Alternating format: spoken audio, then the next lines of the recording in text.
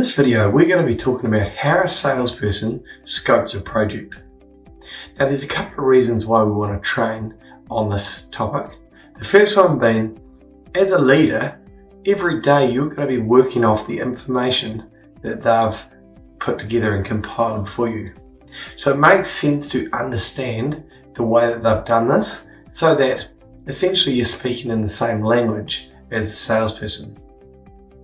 The second reason is that the process that they follow through to scope a project is also very, very similar to the process that you need to follow to actually start up a project and be a successful leader on it. So the first step is pre-work, then they discuss the scope, then they familiarize themselves with the site, then they choose locations, they create elements, and then they do their measurements. Following that, there's a number of other tasks depending on the project, which would include things like taking photos and other aspects of it. So let's jump into the first one, pre-work. And in some sense, for a salesperson and for a team leader, this is one of the most important steps you can do.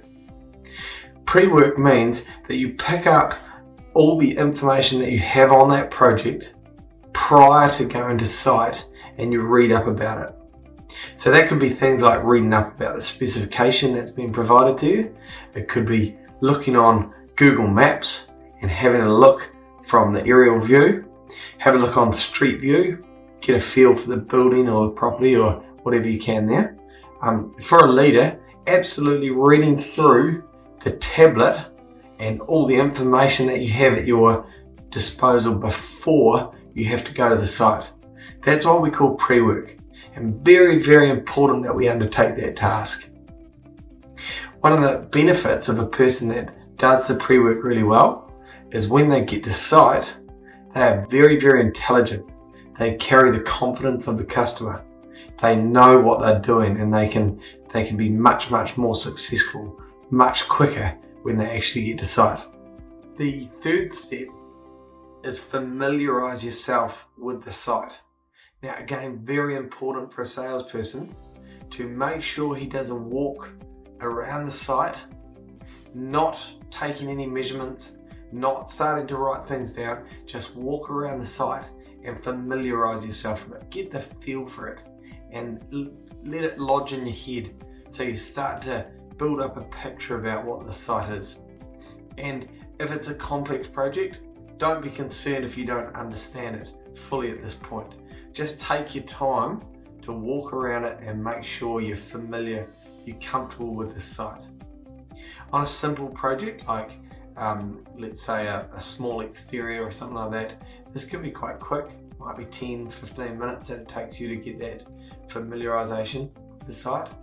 But on a complex project, for example a big hotel or a very challenging school with many blocks and areas, this could take 2 hours, or it could take even more than that to get the feel for the site. But until you've got the feel for it, until you're familiar with the site, don't bother writing anything down or don't bother taking measurements or anything like that, because you'll only cause further problems downstream. The fourth step is to choose locations. So when we choose locations, this is choosing big logical chunks for that building to record the data in. So typically speaking, we don't just record the whole building as one measurement for everything. We break it into logical locations. And for the exterior of a building, these are most often in the direction that they're facing. So it'll be the north elevation, the east elevation, the south elevation, and the west elevation. At this stage, we'll also attach something that describes one of the locations. So for example, if it's the north location, we'll say Johns Road or car park. Make sure there's only one car park. That's a wee tip. So that means we know what the north is, and off that we can always figure out the next one round's the east, the next one round's the west, the next one round's the south, and then the west. So we name them, We make a logical location. And these are the locations that you'll see come through onto your tablet when it's broken down in that form. If we're talking about the interior in an interior project, you'll often see it grouped into some rooms. So it might be the admin area, or it could be the first floor, or it could be a group of other rooms or whatever. So very important to understand as a team leader, and you go to the site, first of all, get an understanding of those locations and see how they're broken out and what's in each location. The fifth task is that we go to one of the locations. Let's say we go to the north, and then we start writing down what we call elements. And elements are all the things that the building's made up of. So if it's an interior project, it'll be things like the ceiling is one, the walls, the door frames, the window frames, the skirting boards on the outside, the doors. These are all what we call elements. And we start writing them down. Now, an important tip here is that a salesperson is trained to write them down from the top to the bottom. So pretty much always, if you see an element on your list that's at the top of the list, it will also be at the top of the building. So don't look around the bottom trying to find that element. It's generally at the top. And that's a method that they go through. So doing elements on an exterior building, oftentimes the top one will be the spouting or a flashing, and then it'll be the fascia board, and then you'll see the soffites, and then often the walls, and it might be the windows, and then the doors, and then the foundation, the base. You'll see those things coming from top to bottom, and that's a real good tip. If you find something on your scope, have a look at where it is on the scope, and that will give you a very good indication as to where it is on the building. Of course, remember, in some buildings you'll have some walls up high and you'll have some walls down low, so you'll see them in two places potentially, but as a general rule, that's how they're done. And the sixth step that we do in this scoping process is, once we've done all that, once we've written down all the elements, we then start taking the measurements. And typically we'd start at the top again, and we'd measure out the dimensions of that top item. Then we'd measure the next one down, and the next one down, and the next one down. And it carries on through that process until we've built ourselves up what we call a scope, or a scope sheet. And that has all the measurements for the site on it. Okay, so we've gone over the 6 steps that we have for scoping a project. And we'll just run over them very quickly again. So the first one is the pre-work. Doing the pre-work, doing the research before you go to the site.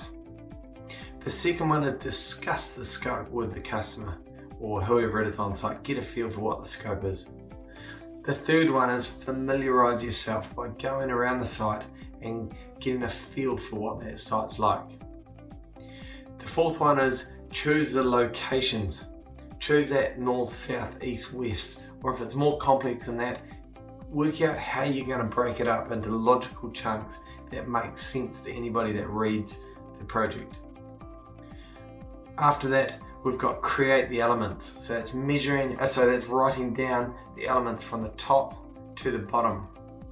And then finally, after all that, we're ready to start writing down the actual measurements, the actual dimensions of that element that we're up to at that point. So, how does this apply to a leader that's starting up a new project? Well, you'll find the same thing really applies. So first of all, as soon as a project is assigned to you on the tablet, you need to do your prep work. Read up about that. Read everything that you've got at your fingertips. So read the scope, look at the address, look at the people that you're going to be dealing with, the contacts, look at the specification and the colors.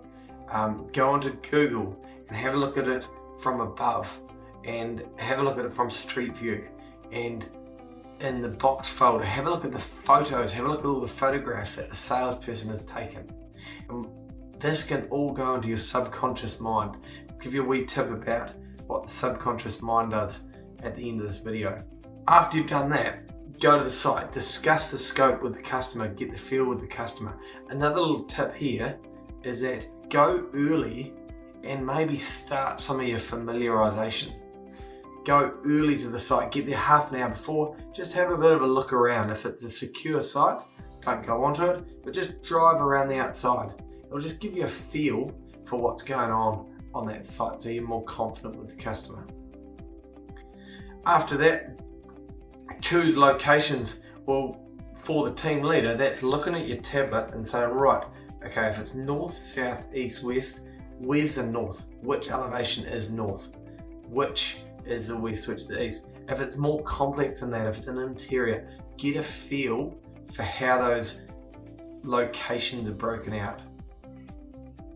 And then the final point here for the team leader is then once you've figured that, once you've worked out your north location and north elevation, then go through and look at all the elements and say, what have they included? What's the things that the salesperson has picked up here? What's the name of them? Sometimes you get fun things that are named in a funny way. Could be steelwork or something like that. Can be named a bit different to what you might expect. So make sure you go through that and get a full understanding through that process. We touched on the subconscious mind. Now the subconscious mind is a very important thing. It's in your brain, and it's something that you're not conscious of, but it's actually working away and doing work for you. Now, does anybody have had the experience previously of you might have a big problem, something you can't get over, you can't find a solution to a problem, and you're thinking hard about it, you can't get a solution. You go away, you're doing something else, just a basic task. You might be going shopping or talking to your wife or partner, playing with your kids, and all of a sudden that idea comes into your mind and you have a solution. So what that is that's your subconscious mind, and it's an awesome thing to use. Basically, you can put a problem into your head and your subconscious mind will chip along, be working away without bothering you, and it's really just doing the work for you. It's crunching the numbers, it's figuring out the problems. Now, how does that apply to what we're talking about here? We recommend as soon as you get a project assigned to you, start filling your mind up with all that information. Start filling up with the photos and the scope and the measurements and the hours and all these things. Let it just chip away. And if, for example, it's 2 weeks before you pre-start meeting, you've had 2 weeks of subconscious mind time of it just chipping away, figuring things out for you and doing the work without actually taking you any extra effort. So there you go, there's a wee tip. Utilize your subconscious mind. It's absolutely amazing what it can do, and make sure you're doing that prep work and you're gonna be that much more successful in your projects. Top marks, thanks for watching and enjoy the training.